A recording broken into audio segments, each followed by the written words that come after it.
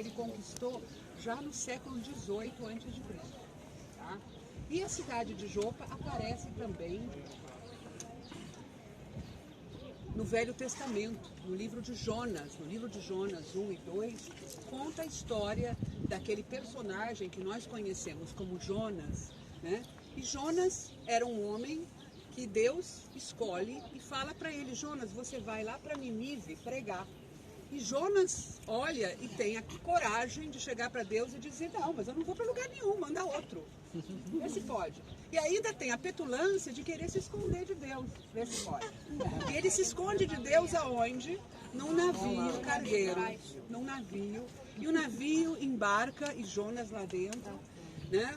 Recusando a seguir o que Deus tinha mandado ele fazer. E o navio começa a sofrer uma série de avarias. E quase vai à deriva. E Jonas entende que ele é a causa de todas as avarias do navio. E ele chega para o capitão e fala assim: olha, desculpa, mas sou eu o responsável aqui por tudo de mal que está acontecendo a vocês. Me joga no mar. E o capitão, sem hesitar, jogou o Jonas no mar.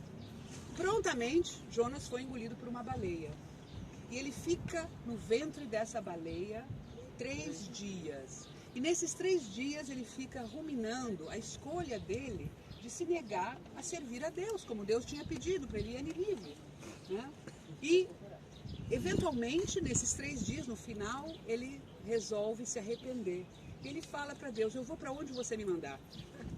E aí a baleia cospe ele. Aonde? Aqui, no Porto de Jaffa, no antigo Porto de Jaffa, né? Por isso a cidade de Jaffa está associada com a história de Jonas, como ela aparece no livro de Jonas, capítulo 2, aparece essa história da baleia, né?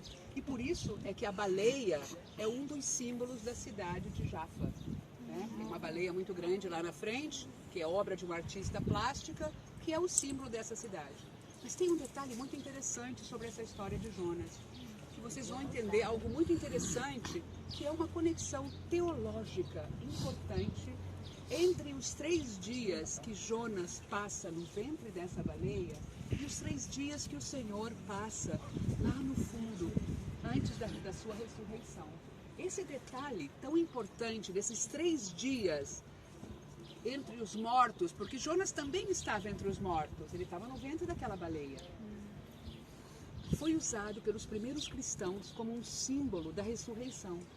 Nós descobrimos em alguns lugares, inclusive em Cafarnaum, grafite de baleias representando o símbolo dos primeiros cristãos sobre a ressurreição de Jesus. Era como um código que eles usavam, né? Então, é um detalhe muito interessante que eu sempre gosto de mencionar e é pouco conhecido. As pessoas não entendem que há uma relação intrínseca, teológica, né? Entre as... Obrigada, não quero te ver. Vai ficar bem? É o almoço do motorista. Então, a cidade de Jaffa tem essa conexão importante. Para os cristãos, Jaffa é extremamente importante.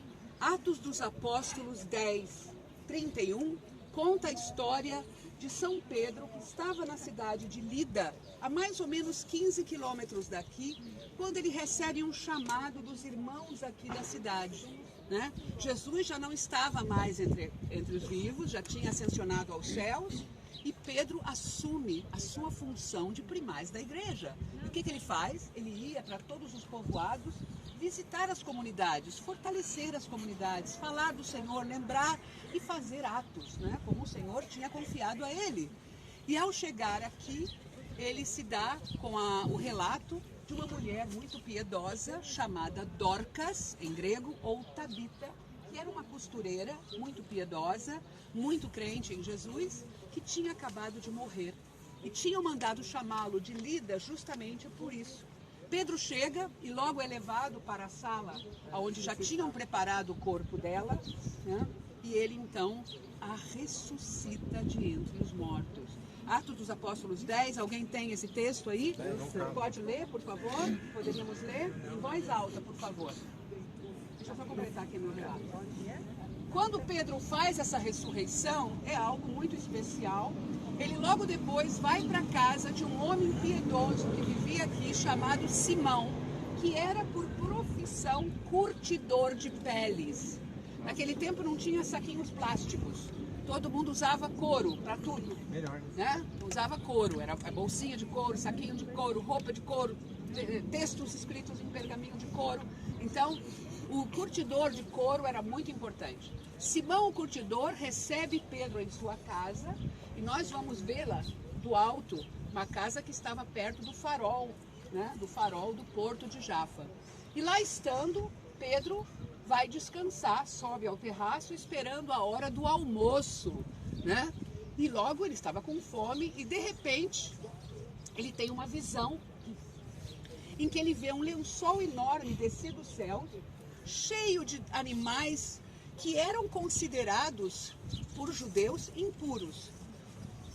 Os judeus têm regras alimentícias muito claras, que estão descritas no livro de Levíticos 11. Tá? Quem quiser saber, lê lá Levíticos 11, lá está descrito o que o judeu pode ou não pode comer. Por que o judeu não come porco? Porque ele não tem a pata fendida. A carne para o judeu comer tem que ter 3 coisas importantes. O animal tem que ruminar, o animal tem que ter a pata fendida e tem que ter coluna vertebral. Se não tiver essas 3 coisas, ele não pode ser comido por um judeu. Dos peixes, o judeu só pode comer aqueles que têm escama.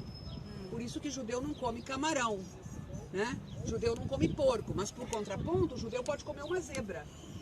Ela preenche as 3 coisas. Então, são detalhes importantes. Também o abate do animal tem que ser feito de uma forma sagrada. A faca tem que cortar a jugular num corte só. O animal não pode ter um momento de medo ou de sofrimento. Tá? São regras muito importantes. Jesus e todos os apóstolos eram judeus praticantes e seguiam essas normas alimentícias.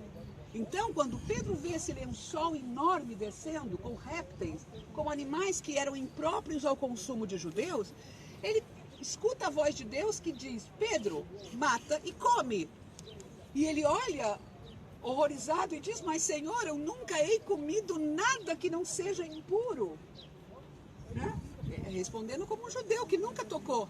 E Deus responde para ele: Pedro, aquilo que eu disser que é puro, tu não dirás que é impuro. E Pedro se sobressalta com essa afirmação, mas ele entende que isso é uma mensagem importantíssima e logo vocês vão entender por quê. Logo depois, batem a porta. Quem é? Vindos de Cesareia, que está em linha reta daqui a mais ou menos 35 quilômetros. Lá era uma cidade romana, vem de lá um emissário do centurião Cornélio, que era o líder dos centuriões lá de Cesareia Marítima.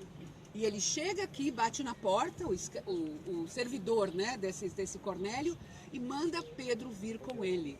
Né? E Pedro entende que ele tem que ir lá. Na hora que ele chega lá, em Cesareia, ele entende a mensagem do lençol. A mensagem do lençol é de que, com essa visão, Deus diz a Pedro: é chegada a hora de abrir as portas da minha igreja para todos. Todos, não só os judeus podem ser aqueles que seguem a Cristo, também os pagãos podem seguir a Cristo. E aí Pedro abre as portas da igreja para converter a todos, e Cornélio é o primeiro que ele converte. Então, a mensagem dessa visão faz de Jope um lugar importantíssimo. Por quê? Aqui abrem-se as portas da igreja, da nova igreja. O florescer da igreja começa aqui. O momento em que as portas da igreja se abrem para acolher a todos aqueles que querem aceitar Jesus, independente da sua fé. Isso é muito importante, tá? Essa é a importância de Jafa, de Jope, para todo peregrino cristão. Por isso que vocês vieram aqui, para testemunhar esse fato, de que aqui acontece não só o milagre da Tabita, não só o fato de que Jonas aqui foi cumprido, que é menos relevante nesse contexto, mas principalmente para entender que aqui Pedro aceita, acata a ordem de Deus como primaz da igreja e acolhe a toda a humanidade que quer aceitar Jesus e caminhar com ele. Então isso é muito importante. Por isso essa igreja que nós vamos visitar é muito importante. É uma igreja católica, é a igreja paroquial da cidade de Tel Aviv, e ela tem uma particularidade. é a única igreja no mundo onde a missa há também missas rezadas em hebraico, que é o idioma dos judeus. E aí vocês perguntam, Miri, como é assim? Como é que reza a missa em hebraico? Não é a língua dos judeus? Sim, porque aqui na cidade vivem muitos árabes que já não falam mais árabe, mas falam hebraico.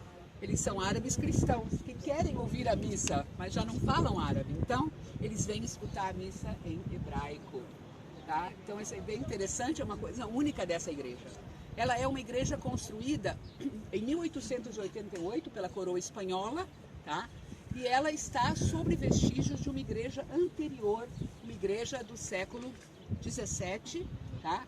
E dentro dessa igreja há vitrais muito bonitos, feitos por um artista alemão, né? Francisco Xavier Settler, e dentro dela há também o púlpito, muito especial, e por isso que eu quero falar desse púlpito. O púlpito é em forma de uma árvore que floresce de uma única peça de madeira. Ela foi talhada de uma única peça de madeira e ela representa exatamente aquilo que eu acabei de falar, o florescer da igreja que começa aqui. Tá? Uma igreja belíssima que marca os fatos relacionados a Pedro, dos Atos dos Apóstolos 10, que nós vamos ouvir aqui, por favor. Se eu quiser que eu leia, ou só pode ler, senhor? Será um prazer para mim ler. Então, por favor, então leia em voz alta para que todos ouçam. 10:31, que fala de Pedro, né? 10:31? Eu acho que começa com 10:31, deixa eu dar uma olhadinha. 10:31, isso, com Cornélio, peraí. Pedro, então... Aqui é 27. Não, então tem que ser mais para cima um pouquinho. Começa um pouquinho antes para falar da visão. Peraí, então começa um pouquinho antes. Então aqui, 16. ó, começa daqui. Morava, isso, aqui, morava em Cesareia, começa daqui. Leitura do Atos dos Apóstolos. Morava em Cesareia um homem de nome Cornélio, centurião da corte chamada Itálica. Era um homem religioso e temente a Deus, com toda a sua casa. Dava muitas esmolas ao povo e orava sempre a Deus. Um dia, pelas 3 da tarde, ele teve uma visão. Viu claramente um anjo de Deus entrar em sua casa e chamá-lo. Cornélio! Cornélio olhou atentamente para ele e, cheio de temor, disse: Que há, Senhor? O anjo respondeu: Tuas preces e tuas esmolas subiram para serem lembradas diante de Deus. Agora, envia homens a Jope e manda chamar um homem chamado Simão, conhecido como Pedro. Ele está hospedado na casa de Simão, o curtidor de peles, perto do mar. O anjo que lhe falou retirou-se. Cornélio chamou 2 de seus empregados e um soldado piedoso que estava a seu serviço. Explicou-lhes tudo e mandou-os a Jope. No dia seguinte, enquanto os homens estavam a caminho e se aproximavam da cidade, ao meio-dia, Pedro subiu ao terraço para orar. Sentiu fome e quis comer, mas enquanto preparavam a comida, entrou em êxtase. Viu o céu aberto e algo como um grande pano ser baixado pelas 4 pontas para a terra. Dentro do pano havia toda espécie de quadrúpede, répteis da terra e de aves do céu. E uma voz lhe disse: Levanta-te, Pedro, mata e come. Mas Pedro respondeu: De modo algum, Senhor. Nunca comi coisa profana ou impura. A voz que lhe falou pela 2ª vez: Não chames de impuro o que Deus tornou puro. Isso se repetiu por 3 vezes. Depois o objeto foi imediatamente recolhido ao céu. Enquanto Pedro tentava descobrir os significados da visão que acabava de ter, os homens enviados por Cornélio, tendo se informado sobre a casa de Simão, apresentaram-se à porta.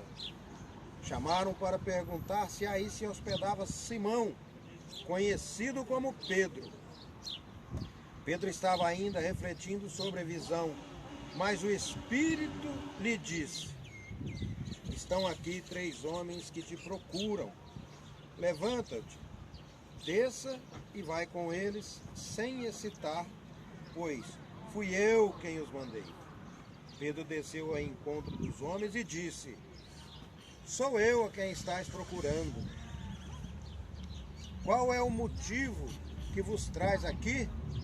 Eles responderam: o centurião Cornélio, homem justo e temente a Deus, estimado por toda a população judaica, recebeu de um anjo santo a ordem de te convidar à sua casa, a fim de ouvir o que podes dizer. Pedro então os fez entrar e lhes ofereceu hospedagem. No dia seguinte, Pedro partiu com eles e alguns irmãos de Jope acompanharam. No outro dia, chegou a Cesareia. Cornélio o estava esperando com seus parentes e amigos mais íntimos que tinha convidados. Mais um pedacinho só para chegar no final. Quando Pedro estava para entrar na casa, Cornélio saiu-lhes ao encontro e prostrou-se a seus pés em adoração. Mas Pedro o reergueu e disse: levanta-te, eu também sou apenas um homem. Palavra do Senhor. Graças a Deus. Eu queria muito que ele lesse esse texto, que vocês ouvirem o relato, né? Que é muito importante, porque agora a gente vai visitar a igreja de São Pedro, erigida em homenagem a Pedro, a São Pedro, que aqui esteve, que aqui realizou esse feito tão importante. Aqui à esquerda, esse edifício em ruínas vai ser renovado. Uma parte dele é o Museu de Antiguidades da cidade de Jaffa, mas essa parte aqui, principalmente aquela parte com as janelas mais altas, com as grades, foi o lugar onde em 1961 foi mantido preso Adolf Eichmann, o arqui-inimigo, mão direita de Hitler, e aquele responsável pelo assassinato de 6 milhões de judeus, dentre eles a minha avó paterna e minhas tias paternas. Né? E ele foi apreendido pelo Mossad, pela Força de Segurança de Israel, em 61 na Argentina, e trazido para a prisão aqui em Israel. Aqui ele foi preso, foi trazido a Jerusalém para julgamento, e aqui ele foi morto pela primeira vez na história. Foi dada pena de morte, né? Algo que nós não temos na nossa lei, pena de morte, mas para esse caso específico foi aberta uma exceção, os rabinos abriram uma exceção e foi dada a pena de morte para Adolf Eichmann, que foi enforcado, cremado e suas cinzas atiradas aqui no mar Mediterrâneo para que não ficasse nenhuma tumba que alguém pudesse ir lá chorar por ele, tá? Porque realmente o que ele cometeu... Perdão? Eu não me lembro agora, eu posso verificar, mas eu acho que ele tinha já 70 e poucos anos. Viveu bastante. Mas aqui foi o lugar da prisão dele. Nós vamos seguir aqui em cima, gente. Eu quero que vocês olhem Tel Aviv.